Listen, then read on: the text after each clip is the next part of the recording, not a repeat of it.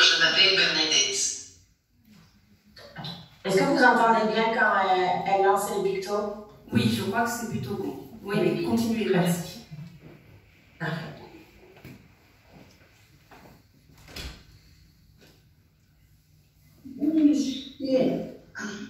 J'habite à Saint-James-aux-Femmes, à la Rimoc.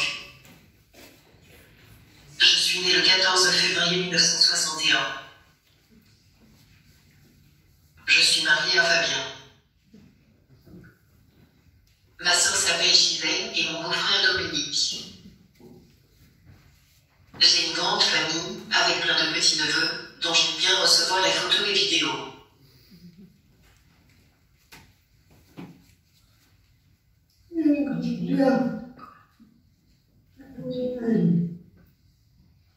J'apprécie de me balader en fauteuil électrique. Je vais tous les jours chercher le journal, amener certains courriers. J'utilise aussi une remorque pour aller chercher les repas.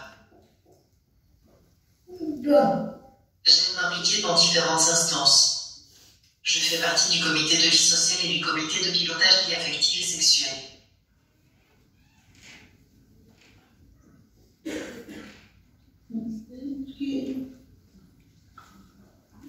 Je suis serveuse au bar associatif La Mayotte.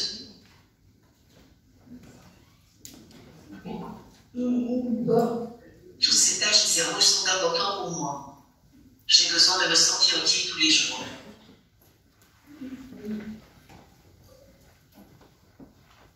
Je suis atteinte d'une paralysie cérébrale. Depuis 2 ans, j'utilise une tablette numérique. Elle me permet de m'exprimer dans certaines situations, telles que ma prise de commande au bar, associatif, le CVS, et expliquer comment je peux communiquer avec des personnes qui ne me connaissent pas.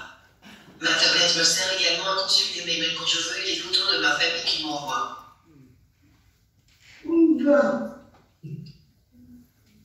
Allez-y.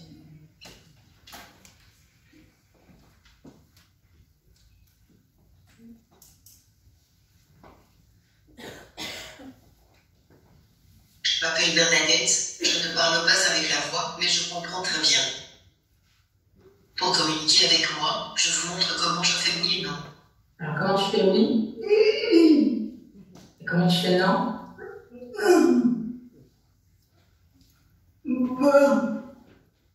Oui.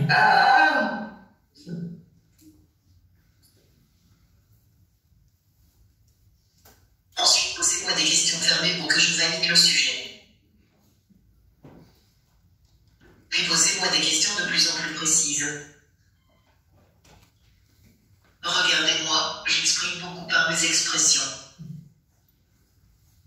N'hésitez pas à reformuler et vérifier que nous nous soyons bien compris. Merci de m'avoir écouté. Et moi, je me présente, je m'appelle Anissa Dupuis-Lapier. Je suis monitrice pédiatrie sur le foyer d'accueil médicalisé depuis bientôt 5 ans à la Rimoc du Béarn. Et j'ai été élue représentante CVS des salariés il y a 3 ans. Et je suis aussi, par la même occasion, facilitatrice de Bernadette durant ces CVS. Voilà. Tu veux parler du CVS peut-être, Bernadette?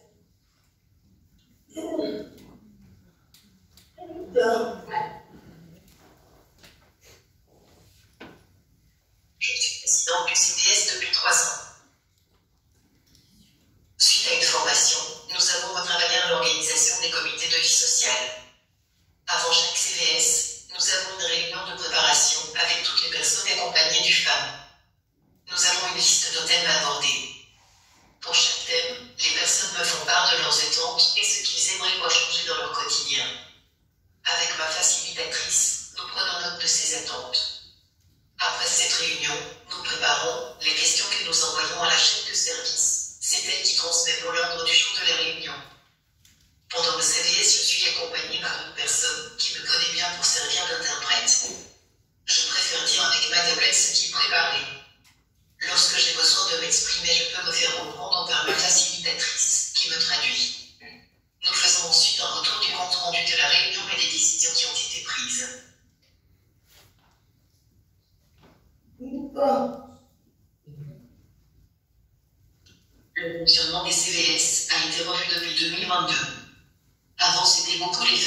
qui prenait la parole.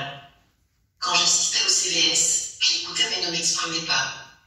Depuis que nous avons un temps de parole, il n'y a plus de suivi et les CVS ont de vraies conséquences sur le quotidien. Par exemple, suite à la demande de quelques personnes, nous avons eu un changement de tous les oreillers et serviettes du service.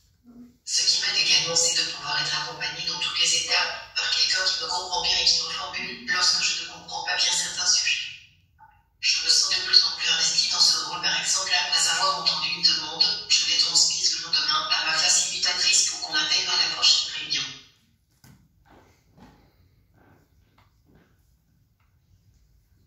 Je pense que nous pouvons encore nous améliorer.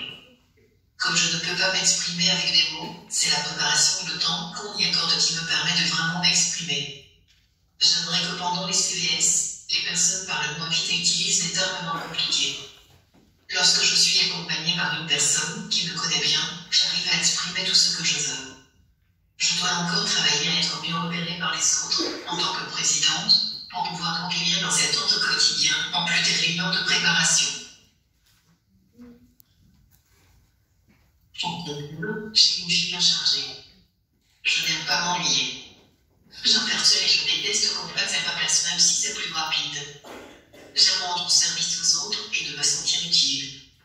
C'est pourquoi j'espère être réélue en tant que présidente.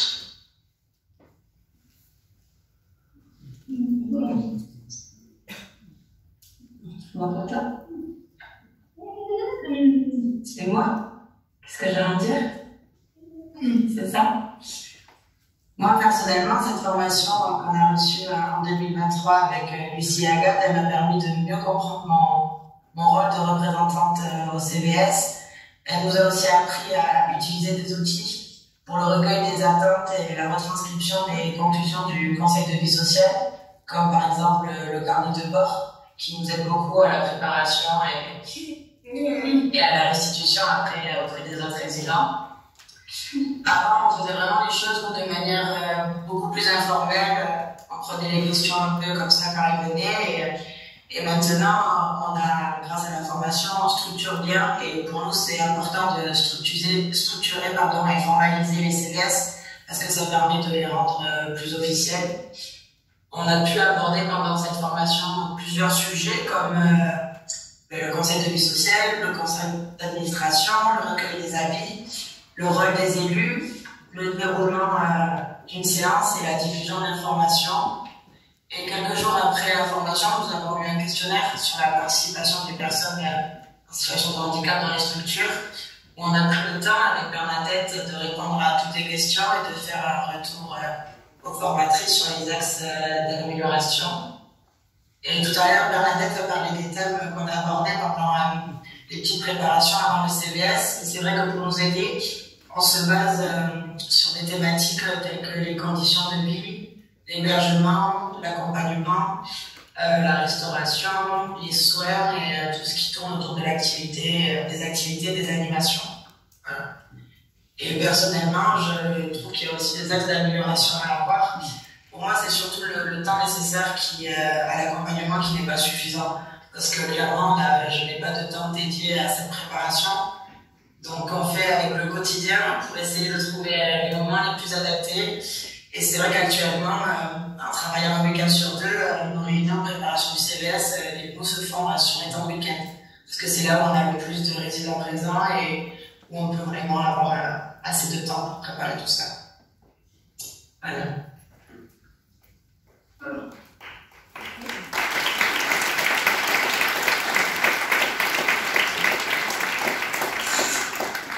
Est-ce que vous entendez les applaudissements?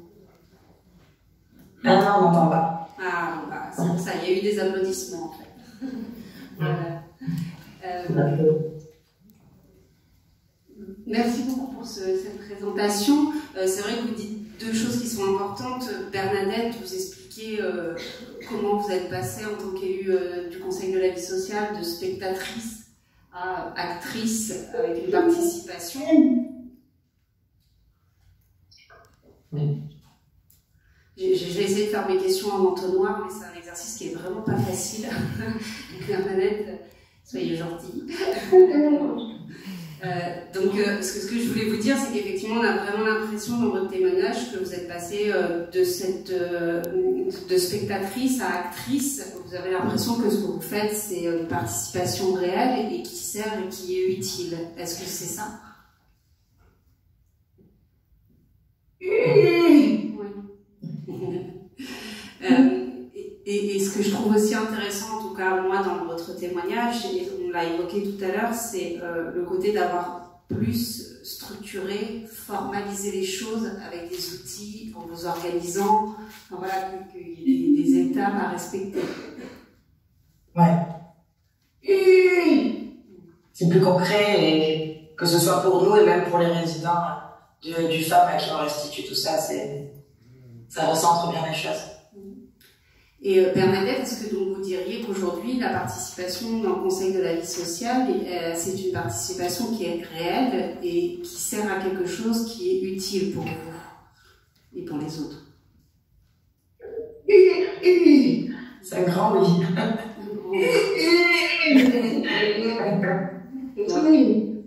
Donc on espère que vous allez être réélu pour les prochaines élections. On y croit. Et Alicia, peut-être juste un dernier petit témoignage sur la question de la double casquette que vous n'avez peut-être pas évoquée là, mais qu'on a pu évoquer ensemble. Vous étiez et salariée élue et facilitatrice, on va dire ça.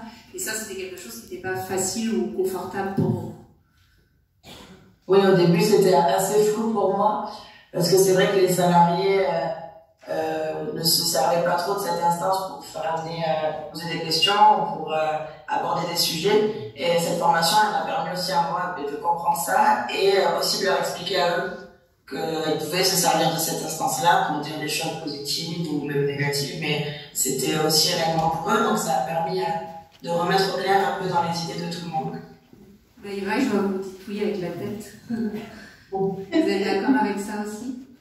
Oui, je suis d'accord. Et puis, je vais même en parler à la coordinatrice qui s'en occupe parce que, en fait, c'est une personne qui est élue des professionnels et aussi il y a des professionnels qui veulent dire des choses, mais ça les dérange de le dire au CVS.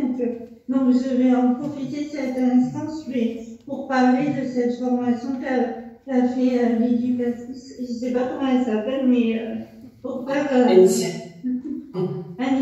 et Bernadette. Voilà. D'accord. Je m'appelle Bernadette. Et Bernadette. Donc merci beaucoup à vous trois. Peut-être qu'il y a des questions. Après on va vous libérer parce qu'on a déjà un petit peu abusé du décalage horaire. Est-ce qu'il y aurait des questions pour Maëva, Bernadette ou Alicia? Non. Je pense que c'était suffisamment clair. Un très grand merci, en tout cas, de loin, du 64, toutes les trois ou 64. Donc merci à vous pour le témoignage. Merci. Merci à vous. Au revoir.